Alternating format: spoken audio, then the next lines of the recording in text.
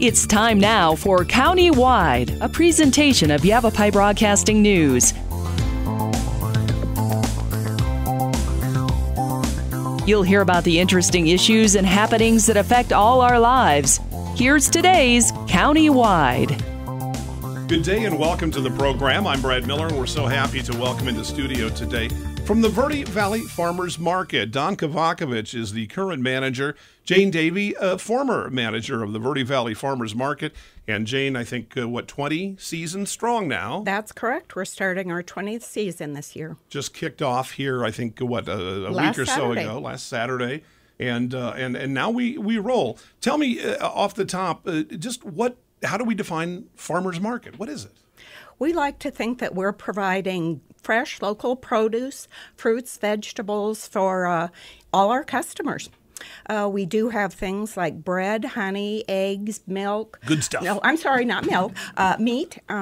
So we like to provide that for all our customers. And when you say our providers come from, are there proper farmers that are in this for business? Some are proper farmers. That is their livelihood, and some people are just hobby farmers. Okay. They just do the growing in their own backyard. Okay. So you don't have to steal out of your neighbor's garden. I've got a neighbor who just really raises some wonderful things, and I don't know if she's involved with the farmer's garden or not, but puts up the cans and all of that, a hobby I wish I had the patience for and the skill for. But you do. You're connected with those folks, and I know it's an appointment for a lot of people to be a part of the Verde Valley Farmers Market. Don Kovacavich, talk to me a little bit, if I can. Before we open the microphones, you mentioned to me that your family's been in the community for an awfully long time, and green thumbs, it sounds like, kind of runs in your blood, too.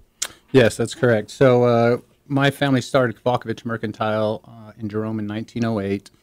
My great-grandfather, then he moved to have stores throughout the Verde Valley, so Cottonwood and Camp Verde. One of those stores is still standing in Old Town and is recognized as the oldest standing commercial building in Cottonwood. That's cool. Another side of the family, the brother of the original two that came over, has been doing farming in the Verde Valley pretty much nonstop since around early 1900s. That's terrific. And we think, just as a casual drive through Camp Verde, you just kind of take a look, and your farmers market is there. They're in communities across northern Arizona, the country, really. But it just seems like fertile farmland. I'm an old farm boy from the Midwest, and if there's a part of the Verde Valley that reminds me of that area, it is Camp Verde, kind of along the river and some of those flat lands. Correct, yeah. So it depends on where you're at, in relation to the river a lot. Because if you start going up on the mountains, you get worse soil conditions. But around the river bottoms itself, there's some very nice, very high-quality soil. We're hearing a lot, and just not long ago, Ben Burke was a guest. He's been in a couple of times with Manzanita Outreach and their terrific program. And he mentioned Verde Valley Farmers Market specifically and several others, and how there's really whereas, Jane, farmers markets used to be kind of, to me anyway, from my back seat on this, kind of a social thing. There's music a lot of times and entertainment, and the kids are going to have fun and all that, and folks are going to get wonderful locally grown produce. But it's starting to become something even bigger than that, and not just locally, but nationally. Is that true? Yes, I think that's true. There is more food insecurity, and so as part of the farmers market, we would like to give back to the community to help with the Manzanita outreach. Okay, and how do you accomplish that? What's that partnership like? So currently we're working with, I've worked with Ben in a couple things because I'm a business owner as well. Okay. And so he had a program in which he was buying produce and vegetables from local farmers in order to feed his clients. Sure.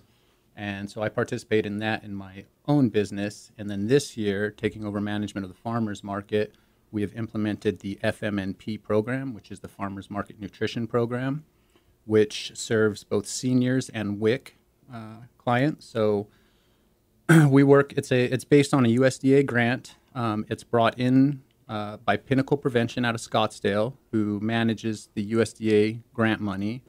We're partnered with Manzanita to basically work together to get the clients to the farmers market. Okay. So in the case of the seniors, Manzanita is going to sign up all their seniors, and when they sign them up, what they do is they receive a $100 in vouchers, basically, which can be spent at the farmers market for strictly fruits and vegetables, Arizona-grown fruits and vegetables, I should say. So Ben's going to sign up all of his seniors. If you're not involved in the Manzanita program, you can still come down to the farmers market, and we can sign you up right there with the self-voucher form. Okay. And have you ready to get the coupons and spend them that day. How big, what was the term that you used, Jane? Food insecurity. Food insecurity is not a phrase I'm real familiar with myself. I've certainly heard of it. But let me ask you, how big a problem is that locally? I think it is very local. There's lots more food banks. I think there used to be maybe one or two. Now I think every community has two or three. Maybe churches run them. They do try and partner with something like a farmer's market. But there are children that go to school in the morning and they maybe haven't had breakfast, they haven't had lunch, and it's just their family does not have the income to provide that food for them. Yeah, is it a growing problem, do you think? We're kind of in an inflationary piece, or is it just how it's working today? Has this been happening over a lengthy period of time? I think it's definitely been working over several years. Yeah. Interesting. We talk an awful lot, and a good friend of this station and a frequent guest has been the Old Town Mission. And I know that what Manzanita and what the Old Town Mission does are all kind of aimed at the same ultimate goal, getting food to people who need it. But there's certainly big differences. Old Town Mission is going to be talking about packaged food and food with a lot of shelf lives, whereas your and any farmer's market really, Don, the focus is more on fresh produce that's not going to have the preservatives and all those kinds of things. So it's going to go from ground to table pretty quickly. Correct, yeah. So we also, in the case of our farmers market, we try to keep a pretty strict radius of where the products come from. So that helps ensure freshness. So for us, we prioritize Yavapai County. So Yavapai County producers get priority at our market. We generally keep a 50-mile radius of producers. So if you're within the 50-mile radius of Camp Verde, you can sell at the market. We do have some exceptions when but it's based on the board and whether or not we have a product in the area that's similar that would be competing. Gotcha. Okay. So yeah, we put very big emphasis on freshness. You'll always get freshness at the farmers market. Sure. And it's one of the reasons that it's attractive to an awful lot of people rather than store-bought and everything that's been through. I read, tell me if you know anything about this, I read that sometimes an apple that you could buy at a major grocery, may have been picked as much as a year ago. And kept in cold storage. Yeah. Yes, that's true. Ben Burke told me absolutely that's true. Mm-hmm. I was floored by that. Mm-hmm. I just thought, well, what have they done to that apple to keep it around, for that length of longer than my shorts last? That's extraordinary. Right. And, you might as well note that apples do grow here. So we do have producers that bring fresh apples to our farmers market. Are people more and more concerned about those kinds of issues, about the nutritional value, about preservatives and getting away from those kinds of things? It seems like they are. If they're not, they probably should be. There's a lot more of that stuff going into food production. So, yeah, I think you should be aware of it. And if you can avoid it, I would recommend that. Yeah, fresh is better. And look at all the things that you're kind of supporting, whether it's a big farmer in the community or just someone with a hobby farm or a garden. You're kind of making that economy churn and doing a lot of good things for a lot of good people. And on that note, the farmers market kind of works as an incubator. So if you were to take Camp Verde, for example, we got at least 2 brick and mortar shops that I don't know if they got their start in the farmers market, but had been selling in the farmers market in the past. Wingfield would be an example of that. Okay. Utterly Divine would be another example of that. Those are 2. Now they're restaurants in Camp Verde. Yeah. Jane could say if they got the start there, or if they just at the farmers market, or if they were just vendors there. But they were vendors and are vendors. Wingfield is still there. Great. Very much fostering a business in the community. And then we're also working with the economic development in Camp Verde to create a commercial kitchen, which will be a shared commercial kitchen, which will basically give food producers a subsidized space to produce food with all the proper licensing, essentially. So cutting their costs substantially to get into business. Like prepared food Prepared food, yes. Okay. So it's a commercial kitchen. Basically, we would run it. The farmers market would manage it. We'd be renting out the space to food producers by, say, the hour or 2-hour blocks. They come in, they produce whatever they need. They have the commercial kitchen. They have all the, basically we're cutting down on huge investment for them to be able to get into business. Right.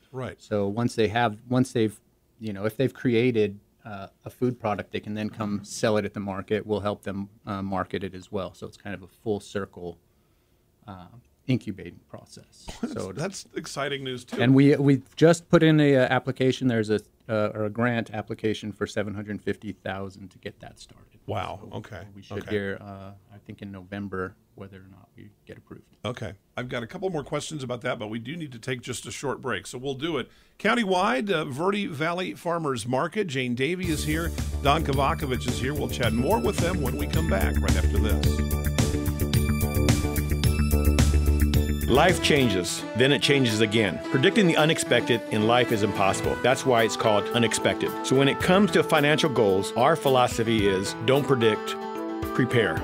Hi, I'm Edward Jones financial advisor Matthias Sandoval. A job loss, change in health, or a loss of a loved one can have a big impact on your family's financial security. Let's work together to help make sure you're equipped for life's unexpected events. Call our office to schedule a face-to-face appointment. Edward Jones, making sense of investing. Member SIPC. Verde Solaire, your hometown heating, air conditioning, and plumbing company in the Verde Valley, and your trusted North Central Arizona Goodman dealer. Goodman is a name you can trust with the revolutionary Comfort Bridge technology factory installed into select Goodman gas furnaces and air handlers to ensure the entire system operates at peak energy efficient performance. Verde Solaire offers free in-home estimates, locally owned and operated since 1983. Visit them at verdesolaire.com. Better, cleaner, faster. Hi, this is Lewis Rice with Rice Accounting, Jackson Hewitt Tax Service, with a very sincere thank you for your continued business over the last 20 years. All of us at Jackson Hewitt Tax Service are very honored for the many community awards we've been given over the years. As always, we are open year-round, providing services for taxes, payroll, and bookkeeping. Jackson Hewitt Tax Service, located throughout northern Arizona, can help you with all your tax and accounting needs. For our nearest location, call 800-234-1040.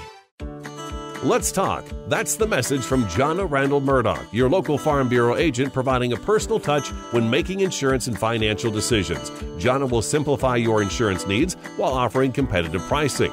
Let's talk auto, home, life, and farm. Call Jonna at Farm Bureau today at 928-649-8686. Your Cottonwood Farm Bureau property and casualty insurance company. At Farm Bureau, they insure more than just farms. We welcome you back to the program again, countywide. I'm Brad Miller. Verde Valley Farmers Market. Don Kovacavich is manager now. Jane Davie, a past manager and a longtime associate with the Verde Valley Farmers Market. Now in its 20th season, just kicking off earlier this month and continuing to October 7th. Correct. Okay, that first week in October. Don, let's talk more about what you were chatting about before we kind of went into our break. That's really exciting news. So this means people can come and prepare, like baked goods, for example. Correct. So baked goods do fall under cottage law. So if they apply for cottage law, a lot of times they can produce those in the home. These are more for things that cannot be produced in the home, that do not fall under the cottage laws. So the things that you would actually require a commercial kitchen to prepare. Like what? So it would be like,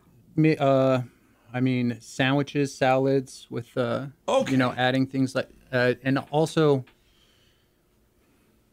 I get you. Canned items I or see. something that would need to be made in a commercial kitchen. Okay. Stuff that's very regulated by the health department, essentially. So the health department can come and inspect certain things that have more risk to the consumer. Okay. Require more laws. Basically. Okay. Yeah, I kind of wondered about that. I mean, neighbors can trade things over the backyard fence, but it does get a little more complicated when you're more of a commercial setting, and certainly that's there. So it makes perfect sense. The grant monies that you're looking for, where are we in that process for the? And I want to call it a facility, but that doesn't sound quite right. But yeah, I mean, it will be a facility. So we're splitting it with Wingfield. Wingfield Bakery has a big new space, and we're going to utilize their space. So it's another partnership between multiple different groups. The grant just went in last month, so it's been applied for, and now we're just kind of on the waiting period to5find out if we receive it. Okay. So we're also teamed up with Local First AZ on that, so they're working with economic development. So there's 4 groups involved: Verde Valley Farmers Market, Economic Development in Camp Verde, Local First Arizona, and Wingfield Bread Company. Okay, all right. So it's really becoming kind of a big thing. And if that goes off, it'll be a great thing because there's not enough of that commercial kitchen space within the Verde Valley, and it's a huge, it's very preventative or cost preventative for a producer to get in and produce these things if they have to get their own commercial kitchen license. Right. So it's kind of a roof. Right. For everyone to kind of come under and do these things. And it'll be subsidized as well. So it won't be because we're utilizing the grant money, it wouldn't be if a private company were to open a commercial kitchen, they would charge much more than we would because we're already subsidized on that cost. Sure. So. And all of this is driven by demand. I mean, if folks weren't excited and for years now and continue to be, this just wouldn't be going and growing the way, Jane, the way it is. You're nodding your head. So you've been doing this for a while. Clearly, folks appreciate not only this farmers market, but farmers markets in general, this kind of service. I think there's things just like bakers. You start out maybe the first couple of years we had one baker. Then with the cottage law coming in, lots of people want. And it's nice that they each have their own kind of aspect to what kind of baked things they make. So it really adds to the farmers market a lot of variety. Absolutely. Terrific. Walk me through it. We talked at the beginning that this is really kind of a social thing as well as, getting access to good food, and especially for folks who may not have access for one reason or another. But when I come to the Camp Verde farmers markets, and you're how does it work? What are the dates? The first Saturday of the month or what? It's every Saturday from 8 to 11. Every week? Yes. Well, sure. Gardens grow that way. Yes. Duh, Brad. Okay, until October. Walk me through. If I come down, what time do you open? What time do you close? What am I going to see? We open at 8 o'clock and we go until 11 o'clock. Okay. We are in a nice covered ramada right next to Fort Verde State Park. I think as you're walking up, you're going to hear local music. We've always got some sort of a local musician, Great. Which is nice. As you're coming in, you hear it. Then it is a real social event for families, individuals. There's different vendors all set up. So we do have things like we've talked about the produce, fruit. We have eggs, honey, beef. What other kinds of things, Don? Beef. We're looking for. We have the bread. We have breads. Lots of different breads. Lots of different baked goods. We're looking for a salsa vendor currently. We have a fisherman who goes and fishes in Alaska and sends his catch back to his wife, who comes and sells it at our farmers market. Get out! What, we talking like salmon and salmon, halibut, and cod generally. Get out! That's a brand new one. They're a bi-weekly, so that's where I'll be Saturday. Right. So we in the past we've had a chicken vendor, so we try to get different proteins in as well. Sure. Local beef. When you talk about meats, that becomes a different thing, doesn't it? I mean, when you're talking about fresh meat, there's a lot more kind of restrictions or more health department concern when we get into that. Processing generally has to be through USDA certified facilities. Yeah, okay. It's actually been a big problem here in the Verde Valley as well, which I think there's some legislation going in to make a processing plant in Camp Verde. Yeah. Oh, is that right? Mm-hmm. Yeah. Okay. And then, Jane, you kind of mentioned dairy also is tricky because of, obvious. We have in the past allowed some vendors to bring up milk. There is a milk and cheese person down in Phoenix, and we have in the past had them up. Hopefully something like that would work out again. Okay. For local producers, it is difficult to, I think it's pasteurizing. And correct. Understandably. Okay. Well, this is great stuff. I'm excited about it. We're going to come back and kind of wrap it up. Again, our guest today, Jane Davie, Don Kovacavich, the Verde Valley Farmers Market every Saturday, and it's already begun here in the month of May through that first week in October in Camp Verde. We'll talk about your location, how people can reach out, and if they haven't become either a vendor or just want to find out more, you'll get that in our final segment. We'll be back to Countywide right after this. Life changes, then it changes again. Predicting the unexpected in life is impossible. That's why it's called unexpected. So when it comes to financial goals, our philosophy is don't predict, prepare. Hi, I'm Edward Jones financial advisor Matthias Sandoval. A job loss, change in health, or a loss of a loved one can have a big impact on your family's financial security. Let's work together to help make sure you're equipped for life's unexpected events. Call our office to schedule a face-to-face appointment. Edward Jones, making sense of investing. Member SIPC. Verde Solaire, your hometown heating, air conditioning, and plumbing company in the Verde Valley, and your trusted North Central Arizona Goodman dealer. Goodman is a name you can trust with the revolutionary Comfort Bridge technology factory installed into select Goodman gas furnaces and air handlers to ensure the entire system operates at peak energy efficient performance. Verde Solaire offers free in-home estimates, locally owned and operated since 1983. Visit them at verdesolaire.com. Better, cleaner, faster. Hi, this is Lewis Rice with Rice Accounting, Jackson Hewitt Tax Service, with a very sincere thank you for your continued business over the last 20 years.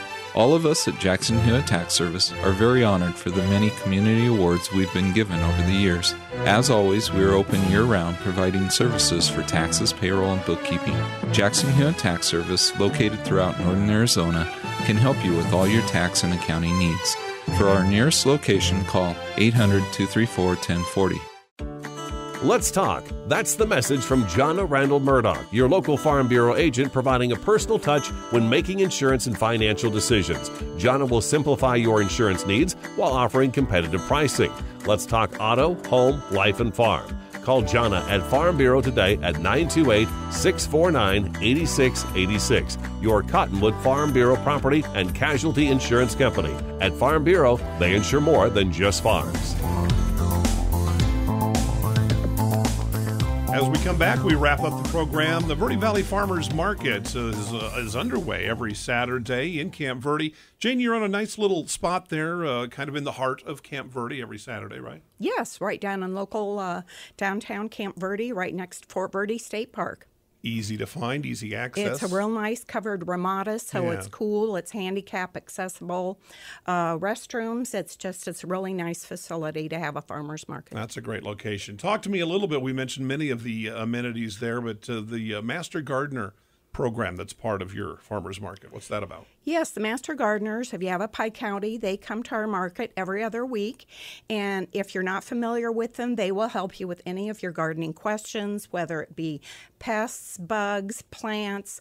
They're a very helpful resource at our market that people take advantage of. You bet, absolutely. And then, Don, if I want to, I've got a nice garden going, I want to share this with folks, how do I become involved that way as a vendor? So you could visit our Facebook or Instagram pages, which would have some information relating to how to get in touch with us. You can email verdevalleyfarmersmarket@gmail.com. Okay.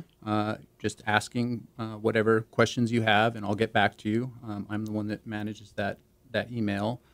Generally, the process for becoming a vendor is reaching out, letting us know you're interested, letting us know a little bit about what you're selling, and then we approve it through a board generally. Okay. And we do, we have to balance the amount of vendors. There is limited space, so Sure. It is generally we prioritize our returning vendors, give them their general space back. Makes sense. So, Yeah.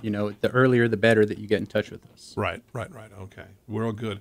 All right, guys. Well, terrific. I've gotten an education here today, a valuable service that the folks are going to like. I particularly am impressed with that outreach to senior citizens and other folks who might be underserved and getting not only the enjoyment, but the nutritional value and those kinds of things that are built into the Verde Valley Farmers Market. Again, our guest today, Jane Davie, Don Kovacavich. I'm Brad Miller. It's Countywide, and we'll see you next time.